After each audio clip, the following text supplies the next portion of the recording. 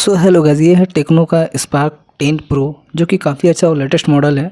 तो ये अभी मार्केट में न्यू आया हुआ है। तो इसमें टोटल 8+8 16 GB का रैम मिल जाएगा आपका और 128 GB का स्टोरेज है।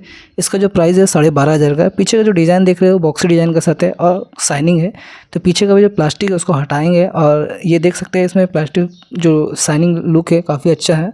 एंड बैक कैमरा देख रहे हैं, इसमें 50 MP का मेन कैमरा है और इसमें कुछ फीचर्स जैसे कि इसका प्रोसेसर है G88 का हीलियो का है और 5000 का बैटरी है।